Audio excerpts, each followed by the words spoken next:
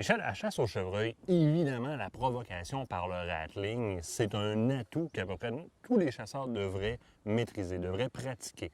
Maintenant, il faut savoir comment puis quand l'appliquer.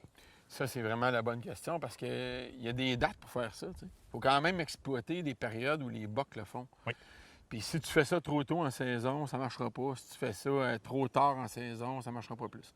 Fait que juste le début pré-rut puis le pic du rut, c'est là que c'est la période où les bocs sont fiévreux. Moi, souvent, mon indicateur, puis c'est rare je me trompe là-dessus, c'est pas moi, c'est la science qui me parle, c'est quand que les bocs commencent à avoir les glandes odorantes, puis ils commencent vraiment à avoir les glandes tarsiennes foncées. On le voit là, sur le côté On le voit des tout de genoux, là. suite, là, ça change, tu le vois à l'œil, ça sent.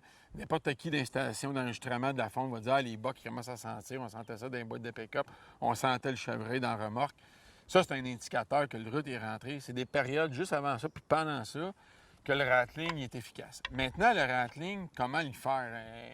Qu'est-ce qu'il faut qu'on contrôle pour avoir l'impact souhaité puis souhaitable? La science, qu'est-ce qu'elle nous dit? Parce qu'il y a eu beaucoup de recherches qui ont été faites là-dessus. C'est qu'en général, le rattling, le matin, c'est plus productif. Probablement que les chevreuils sont sur le chiffre de nuit, c'est tranquille, il y a moins de vent, le son, il porte le mieux. Puis qu'est-ce qu'on suggère? C'est de faire quand même pas mal de bruit, tu sais. Faire des entrechoquements de bois qui sont intenses, qui s'entendent sur des bonnes distances. Puis la séance, elle dure au moins 3, 4, 5 minutes. Le gars dépose les cornes, carabine dans les mains. Parce que là, le chevreuil qui arrive sur le rattling, là, il s'en vient pas à tête à terre comme dans les pommes. Là. Il reste pas pancarte. Vraiment pas. Il cherche l'autre boc, puis il s'en vient des fois en déplacement. Fait qu'il faut que tu sois prêt. Il faut que tu sois embusqué aussi. Il faut que tu sois camouflé. Plus tu es en hauteur, plus tu as des bonnes chances de le voir. Une bonne technique, c'est d'avoir le gars qui fait le rattling. C'est ça que j'aime de mon travail de guide au chevreuil. En arrière de toi. Et voilà. Ça, c'est une super bonne technique. Tu as un gars d'un arbre ou tu as un gars qui est sur un promontoire, tu fais le rattling en retrait, puis le gars, il pogne le boc qui s'en vient sur la passe en fonction de la provocation. Super intéressant à faire. Maintenant, combien de temps qu'on reste là? Moi, ma façon de travailler, je fais des séquences qui vont durer 3, 4, 5 minutes. Je vais attendre une dizaine de minutes, je vais recommencer 3, 4, 5 minutes. Je vais attendre. Mais en général, je fais plusieurs stations dans la journée, puis je reste pas sur la même place plus qu'une heure. OK. Pas plus qu'une heure. 45 minutes, 1 heure maximum. Après ça, je m'en vais plus loin, là où mon premier rattling n'a pas été entendu, exemple par des chevreuils. Fait que je peux faire 700 pieds, 800 pieds, me trouver une autre place. Puis ma technique à moi, j'aime souvent être un petit peu plus haut. Une petite affaire plus haut pour les voir arriver. OK. Fait que c'est plus eux autres qui sont vulnérables que moi.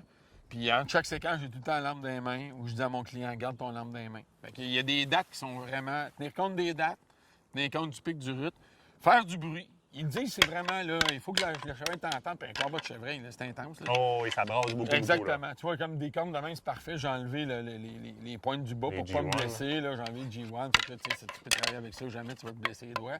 Fait que tu es capable de faire le mouvement en regardant dans le bois, tu déposes ça au sol. Puis tu te fais des bonnes stations, des endroits. Après ça, tu fais un autre endroit, puis un autre endroit. Fait qu'au terme de ta journée, si tu as fait 4-5 sites de même, dans des bonnes dates, en plein bois, des endroits où le boc il va avoir un effet de surprise, tu as trouvé des grattages la veille, tu as des bocs dominants, c'est bien intéressant. Fait que moi, c'est une technique que j'adore parce que c'est proactif, c'est dynamique. Le chevreuil, il rentre d'une façon spectaculaire. Là. Il s'en vient confronter, là. Il s'en vient répondre à la confrontation. Ah ouais, puis si t'es pas prêt, oublie ça, tu l'auras pas. Parce qu'il s'en vient vite, puis il repart vite. Fait que s'il te voit, il voit ta silhouette, il trouve pas le chevreuil, il décolle.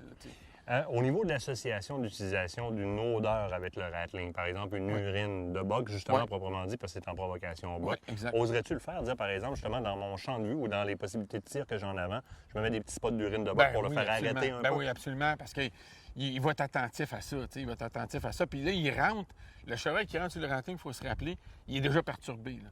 Il a été provoqué par ça, puis il a réagi à ça. Puis là, quand il rentre là-dedans, si en plus on lui envoie un message olfactif convaincant, là, on vient perturber un peu son raisonnement. Puis quand on les prélève, souvent, les gros bocs, on pense qu'on est bon, mais souvent, c'est parce qu'ils ont fait des erreurs. Oui, c'est ça. Tu sais, on vient, comment je pourrais dire, on vient vraiment falsifier son sens qui est tout le temps aux alertes normalement. Tu sais, des fois, il y a des années que je prélève des gros bocs chevreuils en tête à terre parce qu'il suit une trace d'une femelle. Un gros boc, il est jamais en tête à terre. Il regarde, il observe, il analyse. Il est tout le temps en train de sentir. Quand il est en tête à terre, il est super vulnérable. Puis le rattling, c'est ça que j'aime. C'est qu'autrement que par cette technique-là, un gros chevreuil d'âme, tu ne l'aurais jamais eu. On provoque une erreur. Exact. Tu es rentré dans ses instincts, dans sa territorialité. Tu es rentré là, dans son côté explosif. Il n'a pas réfléchi. T'sais. Résumé, plusieurs stations dans ma journée, des sessions de rattling intensif de 3, 4, 5 minutes. Pause, on écoute, on regarde, on est attentif, on change de place et on revient au départ de notre séquence en termes de déplacement à la fin de la journée. Association avec une odeur. L'association avec l'odeur peut permettre aussi au boc d'arrêter peut-être la petite minute ou le 30 secondes qui te permet de pouvoir épauler tirer. Exact. Michel, un gros merci.